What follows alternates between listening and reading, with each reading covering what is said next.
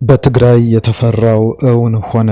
ይህ የተፈራ ጉዳይ ምንድነው? እጅግ አስፈሪ መጻኢ ዕድል ይኖራል እየተባለ ይገኛል።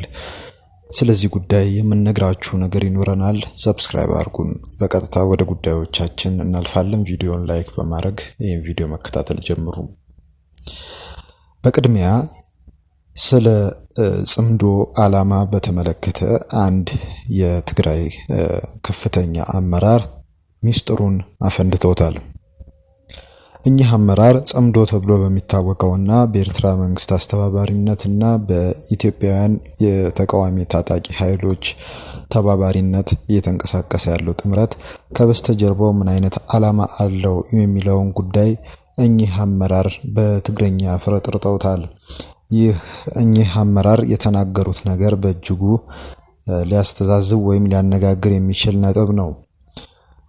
እርሳቸው እንዳሉት ከሆነ የጽምዶ ዓላማ አሰብ ወደብን ወይም ደግሞ አሰብ የተሰኘውን የባህር በር ማዳን እንደሆነ ነው የተመላከተው። እንግዲህ ስለዚህ ጉዳይ ዘርዘር ያለ ምላሽ ሰጥተዋል። እኚህ ከፍተኛ አመራር ታህላይ ገብረመድህን ይባላሉ። ስለዚህ ጉዳይ የተናገሩትን በቅድሚያ በቪዲዮ መልክ እንመለከተዋለን። ከዚያ በኋላ ተመልሰን እንመጣለን። ወደብ አሰብ ክህልወና ኣለዎ ኢሉ ኣብ ፓርላማ ከይተረፈ ኣብይ ኣውጁ ነይሩ። በቃ ኣይንኸርምን ገሊኦም ናይ ኦሮሚያ ሰበስልጣን እዚ ናይ እንታይ ዝበሃል በዓሎም እሪቻ ዝበሃል በዓል ኣብ ቀይሕ ባሕሪ ኢና ክነውዕሎ ኢሎም እውን ዝኣወጀሉ ግዜ ነይሩ። ድሓን ችግር የለ እታ ስልኪ ዘለዎ ሰብ ወላ ደገ ወፂኡ ኣጥፊእዋ እተ ድሓን ንዳመፅ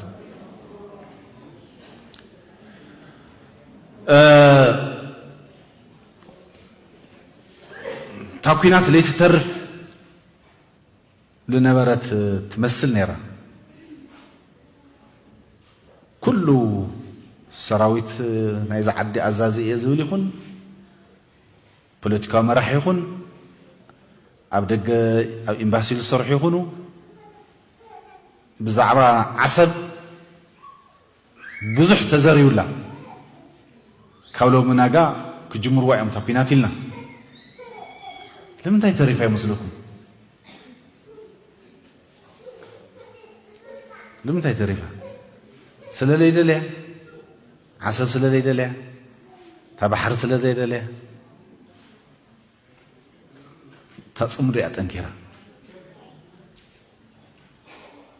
تصمري أتنكيرا تنزلوا عامتاتون توديون انت تزجميروا مودات ابع لهم تخون سلازفلطا بيحدى رصنيحوا هي حدا جاي خزله በቪዲዮ ላይ እንደተናገሩት ነው እንደተመለከታችሁት ነው ስለ ጽምዶ ዓላማ ለተሰብሳቢ ሰዎች ወይም ደግሞ በስብሰባው ላይ ለተገኙ ሰዎች በዚህ መልኩ ማብራሪያ ሰጥተዋል። ይሄ ስብሰባ ከሰሞኑ ህወሓት በተለያዩ የአስተዳደር እርከኖች የሚገኙ አመራሮችን በፊት መስመር በማሰለፍ ለብሔራዊ ውድመት አንንበረከክም በሚል መሪ ቃል ስብሰባ እያካሄደ ነው የሚገኘው። በዚህ ስብሰባ ላይ የተለያዩ ጦርነት ቀስቃሽ የሚመስሉ ቃላት የታጨቁባቸው ሐሳቦች ሲነሱ እያየን እንገኛለን። እንዲያውም አንዳንዶቹ ይሄን ስብሰባ እንደ ጦርነት ማማሟቂያ አድርገው እያዩት እንደሚገኝ ነው እየተነገረ ያለው። በቀጥታ ወደ ዋና አጀንዳችን እናልፋለን። በትግራይ የተፈራው ጉዳይ እየሆነ ነው ሆኗልም ብለናል። ይህ ነጥብ ምንድነው?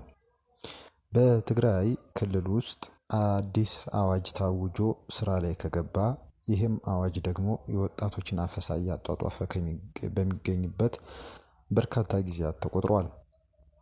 በዚህም አዋጅ ምክንያት የታሰሩና በቁጥጥር ስር የዋሉ ሰዎች በርካታ ስለመሆናቸው ተመልክተናል።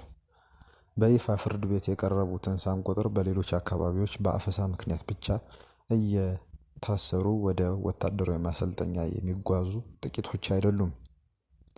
ይህ በእንዲህ እንዳለ ይሄ አዋጅ በጦርነት ወቅት ሊቋቋም ይችላል ስላለው የኮማንድ ፖስት የሴንትራል ኮማንድ ፖስት ወይም ደግሞ የማዕከላዊ መምሪያ ወይም የእዝ መምሪያ ዝርዝር መዋቅራዊ ንድፈ ሀሳብ አቅርቦ ነበር። ስለዚህ አዋጅ በዝርዝር የሰራ ነው ዘገባ ስላለ እዚያ ጋር ገብታችሁ ማየት ትችላላችሁ።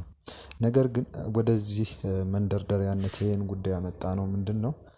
በዚህ አዋጅ ላይ በተዘረዘረው ስትራክቸር ወይም ደግሞ የአስተዳደር መዋቅር መሰረት ይህ ሴንትራል ኮማንድ ተቋቁሟል የሚል መረጃ ደርሶናል። እንግዲህ ይሄ አዋጅ በዋናነት አሁን ላይ ያለው አስተዳደር ማለትም በዶክተር ደብረጽዮን ገብረ ሚካኤል በሚመራው ህወሓት አማካኝነት የሚመራውን አስተዳደር ማዕከል አድርጎ ሌሎች በዚህ መዋቅር ስር ሊለጠፉ የሚችሉ አካላት ወይም ኃይላት ሊኖሩ ይችላሉ። እናም ከዚሁ ጋር በተገናኘ ከመንግስት ወይም ደግሞ ከአስተዳደሩ የተወከሉ ሰዎች አሉ። ዋናው መሪ ዶክተር ደብረጽዮን ገብረ ሚካኤል ናቸው። ከዛም በመቀጠል አቶ አማኑኤል አሰፋ እና የክልሉ የሰላምና ጸጥታ ደህንነት ቢሮ ኃላፊ የሆኑት ፍስሐ ማንጁስ ከመንግስት ተወክለው በዚህ አመራር ውስጥ ይገኛሉ። ከሰራዊት ደግሞ ወዲ እምበእተይና ወዲ መድህን ሁለቱ ናቸው የተወከሉት። ከህወሓት ያው መንግስትና ህወሓት ምንም ልዩነት ባይኖረውም ነገር ግን ከህወሓት አቶ ጌታቸው አሰፋ፣ ወይዘሮ ፈትለወርቅ ገብረ እግዚአብሔርና ዶክተር አብርሃም ተከስተ በዚህ ሴንትራል ኮማንድ ውስጥ ተካተዋል ማለት ነው። እንግዲህ ከሰራዊት ወይም ደግሞ ቲዲኤፍ ተብሎ ከሚጠራው የታጠቀ ኃይል በሶስተኛ ተወካይነት የተወከለው ሰው ማንነት እስካሁን ለመረጋገጥ አልተቻለም። እናም በዚህ መልኩ አስተዳደሩ ተዋቅሯል ማለት ነው። ይህ አስተዳደር የተፈራውን እውን ያደርጋል ወይም ደግሞ የተሰጋውን ስጋቱን እውን ያደርጋል ሲባል ምንድነው? ለዚህ መነሻ የሆነን አዋጁ ነው። ይሄ አዋጅ በዋናነት ሊትራሊ ጦርነትን ያወጀ አዋጅ ነው። ምክንያቱም አብዛኞቹ በአንቀጽ ስንመለከት ከአስቸኳይ ጊዜ አዋጅነት በጦርነት ጊዜ ከሚታወጅ ስቴት ኦፍ ኢመርጀንሲ የተለየ ነገር የለውም። ወደፊት ምናልባት ከወራቱ ምናልባት ከቀናት በኋላ ይደረጋል ተብሎ እየተጠበቀ ላለው ጦርነት እጅግ በጣም የህግ መነሻ መደላድል ሆኖ ነው እየተቆጠረ ያለው። አዋጁን ገጽ በገጽ ስትመለከቱ ያ ጉዳይ ይገባቸዋል ማለት ነው። ትግሉን ያንቋሸሸ በዚህን ያክል ዓመት ይቀጣል፣ እንደዚህ ይደረጋል፣ ለጠላት ሰራዊት መረጃ ያቀበለ ወይም ደግሞ መረጃ ያቀበለ ነው ተብሎ የታመነ እንደዚህ የሚሉ ጉዳዮች በዝርዝር የተካተቱበት ነው። ይሄ ከጦርነት አዋጅነት በላይ የተለየ ነገር የለውም። ስለዚህ ይሄ ሴንትራል ኮማንድ ከተዋቀረ ኦሬዲ ለጦርነት የሚደረገው ዝግጅት ብዙ እርምጃዎችን ወደፊት ተራምዷል ማለት ነው። ይሄውም ደግሞ እጅግ በጣም አውዳሚውን የሆነውን ለክልሉ ህዝብ ብዙ መከራን የሚያመጣውን ጦርነት እንደተፈራው አምጥቶታል ማለት ነው እንደማለት ነው። በእኛ በኩል ስንረዳው የተፈራው ወይም የተሰጋው ደረሰ ስንል ከዚህ አንፃር ነው። ይህ መዋቅር ከተዋቀረ ኦሬዲ ትግራይ ከሲቪል ወደ ወታደራዊ አመራርነት ሄዳለች ማለት ነው። ይህ ወታደራዊ አመራር ደግሞ በአስቸኳይ ጊዜ አዋጅ ሲታወጅ ደግሞ የጦርነት ጊዜ አስተዳደር ሆኖ ነው ብቅ የሚለው ማለት ነው።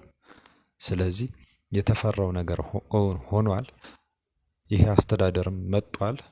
እንግዲህ በሚመጡት ሳምንታት ወይም ቀናት ምናልባት ወራት ውስጥ ምን አይነት ክስተቶች ይከሰታሉ የሚለውን አብረን የምናየው ይሆናል።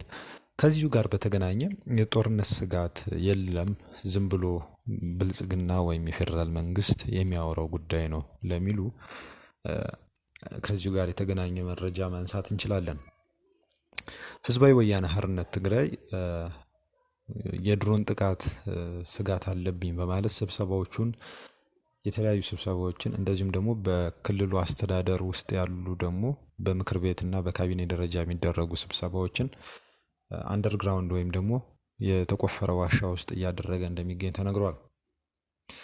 የህወሓት ከፍተኛ አመራሮች በዚህ በእጅጉ በደረሰባቸው ወይም በልባቸው በከበደው ስጋት የተነሳ የድሮን ጥቃት ይደርስብናል በሚለው ማለት ነው ስብሰባዎቻቸውን በመሬት ስር በሚገኙ ሚስጥራዊ ቦታዎች እያካሄዱ እንደሚገኙ የመረጃ ምንጮቻችን ገልጸዋል። ይህ እርምጃ የአመራሮችን ደህንነት ለማረጋገጥ እናም ከአየር የሚፈጸሙ ወታደራዊ ጥቃቶችን ለመከላከል ያለመ ነው ተብሎ ተነግሯል። የካቢኔና የምክር ቤት ስብሰባዎች በከፍተኛ ሚስጥራዊነት ከመሬት በታች በሚገኙ ዋሻዎች እየተካሄዱ ይገኛሉ። የጂፒኤስ ወይም ደግሞ ቦታን ሊገልጹ የሚችሉ የቴሌፎን ወይም የስልክ ውይይቶች ወይም ግንኙነቶችን ወደ ውጭ እንዳያስተላልፉ በማድረግ ከፍተኛ የቴክኖሎጂ ጥንቃቄ ለማድረግ እየተሞከረ እንደሚገኝ ነው የተነገረው። ከዋሻው ወደ መደበኛ አየር ወደ ምናየው ሞገዳማ አየር የስልክም ሆነ ሌሎች ጂፒኤስን የሚያስተላልፉ ነገሮች እንዳይወጡ ነው ጥረት እየተደረገ ያለው። ይኸውም ለድሮን ጥቃት አመቺ እንዳይሆን ለማድረግ ታስቦ ነው። የፖለቲካ ተንታኞች እንደሚናገሩት ከሆነ እነዚህ ሁኔታዎች በህወሓት ውስጥ ወይም በህወሓት አመራር ውስጥ ያለውን የደህንነት ስጋት እስከምን ደረጃ ድረስ ከፍተኛ እንደሆነ እና እስከዚህ ደረጃ ስለመድረሱ የሚያመለክት ነው ሲሉ ተናግረዋል። እንግዲህ ከመጀመሪያው አጀንዳችን ጀምሮ እስካሁን ድረስ ያለው የሚያሳየው የጦርነት ስጋትን እናም ከዚህ የበለጠ በትግራይ ክልል የተፈራ ወይም ደግሞ እጅጉን የተሰጋው የጦርነት ደመና አላንዣበበም ማለት የሚያስቸግር ይመስለናል። ወደ አንድ ጉዳይ ደግሞ ጎራን በል። የአቶ ጌታቸው ረዳን ጉዳይ ይመለከታል። የጠቅላይ ሚኒስትሩ የምስራቅ አፍሪካ ጉዳዮች አማካሪ ናቸው። ከቀናት በፊት አቶ ጌታቸው ረዳ የሕክምና ክትትል ለማድረግ ከጦር ኃይሎች ነበር መጀመሪያ አዲስ አበባ ጦር ኃይሎች ነበር የሕክምና ክትትል ያደረጉት። ነገር ግን ከፍ ወዳለ ደረጃ ለመሄድ የሕክምና ክትትል ለማድረግ ወደ አሜሪካ ስለመሄዳቸው ዘግበን ነበረ። ሜድስታር ዋሽንግተን ወደ ተሰኘው የሕክምና ማዕከል እንደተጓዙ ዘግበን ነበር። እናም ይሄ ዘገባ እንግዲህ ከቀናት በኋላ በአንዳንድ የታመኑ ምንጮች በኩል ሲወጣ አይተናል። እዚህ ጋር የተጨመረው ነገር ምንድን ነው? የመንግስት ስራንም ወይም ደግሞ እርሳቸው የሚሰሩትንም ስራ ለመከወንም ጭምር ነው፣ ለህክምና ብቻ አይደለም ወደ አሜሪካ የሄዱት ተብሏል። በዚሁም ጉዟቸው ወቅት እንግዲህ ከከፍተኛ የአሜሪካ መንግስት ባለስልጣናት ጋር ውይይት እንደሚያደርጉ ተነግሯል።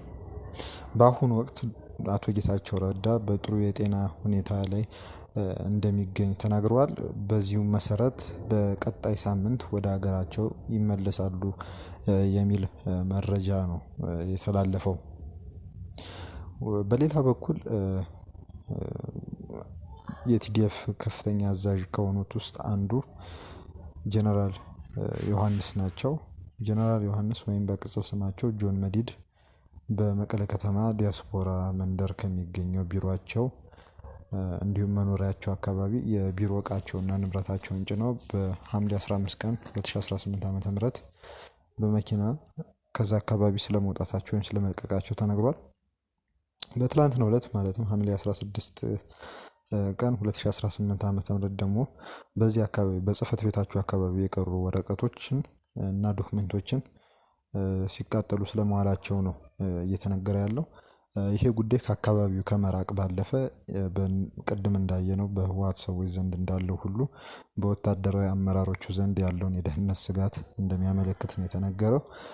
የእርሳቸው ቢሮ ምናልባት ኤርትራ ውስጥ ሰንአፈ አካባቢ ሊሆን እንደሚችልና ይሄ ቢሮ እንደተከፈተ የሚናገሩ የመረጃ ምንጮች አሉ። እስካሁን ድረስ የተረጋገጡ መረጃዎችን አላገኘንም። አብረን የምንመለከተው ይገኛል። አብረን የምንመለከተው ይሆናል። ይቅርታ። ወደ ዶክተር ደብረጽዮን ጉዳይ እናልፋለን። ዶክተር ደብረጽዮን ገብረ ሚካኤል በዛሬው ዕለት ንግግር አድርገዋል። ይሄ ንግግር ያደረጉት እንግዲህ በመቀለ ከተማ እየተከናወነ ያለውን 6ኛ ዘመን 7ኛ መደበኛ ጉባኤ የክልሉን ከዚህ ቀደም በ2013 ዓመተ ምህረት ተቋቁሟል የተባለውን ምክር ቤት መደበኛ ስብሰባ ሲያስጀምሩ ነው። በዚህም ስብሰባ ላይ በትግራይ ህዝብ ላይ አንዣቦ ያለውን የማጥፋት ወይም ደግሞ የዘር ማጥፋት ሁኔታ ለመመከት ውስጣዊ አቅማችንን ለማሳደግ ሲባል ሁሉም ሰው ሁሉም ወገን በተቻለው አቅም ሊረባረብ ይገባል ሲሉ መናገራቸውን ድምጽ ወያነ ቴሌቪዥን ዘግቧል። በዚህ ጉባኤ ዶክተር ደብረጽዮን እንደገለጹት ከሆነ አብይ እየመራው ነው ያለው ወይም ጠቅላይ ሚኒስትር አብይ አህመድ እየመሩት ነው ያለው ያሉትን ወይም ደግሞ እርሳቸው እንደሚጠሩት ጄኖሳይዳዊ የብልጽግና ጄኖሳይዳዊ ስርዓት ከጦርነት ውጪ ሌላ አማራጭ እንደሌለው የትግራይንም ህዝብ ለማጥፋትም እየሰራ እንደሚገኝም ተናግረዋል። የትግራይ ህዝብና መንግስት ከመጥፋት ለማዳን በዘላቂነት ደህንነቱንና አጠቃላይ መረጋጋቱን ለማረጋገጥ ጊዜ የለንም በሚል መንፈስ መመከት ይገባል ይህን ጥቃት ሲሉ ገልጸዋል። ውስጣዊ አቅማችንን ለማሳደግ የራሳችንን የውስጥ ገቢ ማሰባሰብና የውስጥ ሀብት የማጠናከር ስራ መስራት ይገባል ሲሉ ተናግረዋል።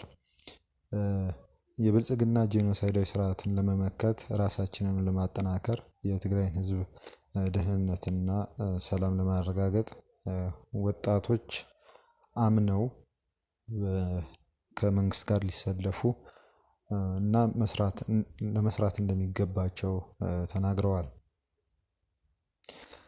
እንግዲህ በዚህ ጉዳይ ላይ ወጣቶች አምነው ይህን ጉዳይ ተመልክተው መሰለፍ አለባቸው የሚለው ጉዳይ ትንሽ አነጋጋሪ ነው። ምክንያቱም አሁንም የቀጠለው ያፈሳ ሁኔታ ወጣቶች በፈቃደኝነት ሳይሆን በግዴታ ወደ ጦር ግንባር እየሄዱ ያሉበትን ሁኔታ የሚያመላክት ነው። ለዚህም እንደ ምሳሌ ማንሳት የምንችለው በላዕላይ ማይጨው ወረዳ የተፈጸመው ሁኔታ ነው። በላዕላይ ማይጨው ወረዳ ማለትም በማዕከላዊ ዞን በሚገኘው ማለት ነው በጣም የሚያሳዝን ሁኔታ ተፈጥሯል ተብሏል። ልዩ ቦታው መደባይ ወለል በተባለው አካባቢ ነው ይሄ ጉዳይ ተፈጠረ የተባለው። ተስፋዬ ገብረውሃድ የተባሉ አንድ አባት እንግዲህ ልጃቸውን በድህነት ውስጥ ኖረው ከሰውነት ተራ ወጥተው ያሳደጉትን ወጣት ልጃቸውን ወታደራዊ አፈሳውን የሚፈጽሙ ታጣቂዎች መጥተው አምጣው ልጅዎትን እንፈልገዋለን ሲሉ ትዕዛዝ አስተላለፉላቸው። እናም በሌላም በኩልም ደግሞ ይሄንን የሰማው ይሄው ወጣት ልጃቸው ከመኖሪያ ቤታቸው ወጥቶ ለማምለጥ በሩጫ ሲሞክር ታጣቂዎቹ በጭካኔ ተኩሰው ገድለውታል ተብሏል። ተስፋዬ በጦርነቱ ወቅት የአርሚ 17 አሃድ ወይም ደግሞ ወታደራዊ ክፍል ተዋጊ ነበረ። እንግዲህ እርሱንም ተኩሰው የገደሉት ይሄን ወጣት ማለት ነው የአርሚ 17 አባል የሆኑ ታጣቂዎች ናቸው። እንግዲህ ምሽት 3 ሰዓት ላይ ነው ይሄ ግድያ የተፈጸመው። የተስፋዬ የ28 ዓመት ወጣት ነበረ። እርሱን የገደለው ታጣቂ አዲ ኢለን በተባለ ቀበሌ በሚገኘው ፖሊስ ጣቢያ ታስሮ እንደሚገኝ ተነግሯል። የተስፋዬ አስክሬን በዛሬው ዕለት ከሰዓት በኋላ ስለመቀበሩ ተነግሯል። እንግዲህ ይሄ ሁኔታ እንግዲህ አስቸጋሪ ነው። ምክንያቱም ወታደራዊ አፈሳው በእጅጉ ኃይል የተቀላቀለበት ነው። ወጣቶች አምነው ውጊያው ላይ እንዲሰለፉ የሚያደርግ ሳይሆን የባሰውን ነፍሳቸውን የሚያጡበት ሁኔታን እየፈጠረ እንደሚገኝ ነው የተመለከትነው። ይሄ መረጃ የሚያሳየው ይህንን ነው። በመጨረሻም ከሰሞኑ በአንድ ገዳም ላይ የተፈጸመ ጥቃት በርካቶችን አሳዝኖ ነበር። በደቡብ ወሎ በሚገኘው ገዳም ላይ ማለት ነው። ይህም በማስመልከት የፓትርያርክ አቡነ ማትያስ የሀዘን መግለጫ አውጥተዋል። የኢትዮጵያ ኦርቶዶክስ ቤተክርስቲያን ፓትርያርክ ማለት ነው በደቡብ ወሎ ሀገረ ስብከት ቦረና ወረዳ በጊዮን አባይ ቅድስት አርሴማ አቡነ አረጋዊና ቅዱስ ቂርቆስ አንድነት ገዳም ላይ ሐምሌ 15 ቀን ተፈጸመ የተባለውን የድሮን ጥቃት በእግዚአብሔር የተከለከለና በታሪክ ፊት የሚያሳፍር ነው በማለት አቡነ ማትያስ አውግዘውታል። ይህን አሰቃቂ ጥቃት የፈጸሙ አካላት ለፍትህ እንዲቀርቡ የጠየቁት ፓትርያርኩ መንግስት የሌሎችን ገዳማት ደህንነት እንዲጠብቅ ነው የጠየቁት። ፓትርያርኩ በሀዲያና ስልጤ ሀገረ ስብከት አንድ የአምልኮ ስፍራ በኃይል መፍረሱንና በምዕመናን ላይ ጥቃት መድረሱን በመግለጽም ድርጊቱን ነው ኮነኑት። የደቡብ ወሎ ሀገረ ስብከት በገዳሙ ላይ ተፈጸመ በተባለው የድሮን ጥቃት 2 ሴት መነኮሳት ህይወታቸው ማለፉን አስታውቋል። ሀገረ ስብከቱ በጥቃቱ 12 ሌሎች ሴቶች መነኮሳት ከባድና ቀላል አካላዊ ጉዳት እንደደረሰባቸው ገልጿል። የገዳሙ መኖሪያ ቤቶች፣ ንዋየ ቅድሳትና የገዳሙ መናንያን የቀለብ እህል መውደማቸውንም ሀገረ ስብከቱ ጠቅሷል። መሰል አስከፊ ነው ያለው ድርጊት በድጋሚ በቤተ ክርስቲያኒቱና በተከታዮቿ ላይ እንዳይፈጸም ጉዳዩ የሚመለከታቸው አካላት በትኩረት እንዲሰሩ ሀገረ ስብከቱ አሳስቧል። አድማጭ ተመልካቾቻችን የዛሬ ያለን መረጃ ይህ ነበር። ስለተከታተላችሁን ያመሰገንን። ሰብስክራይብ እንድታደርጉን በአክብሮት እንጋብዛችኋለን። መልካም ጊዜ ይሆንላችሁ። መልካም ቆይታ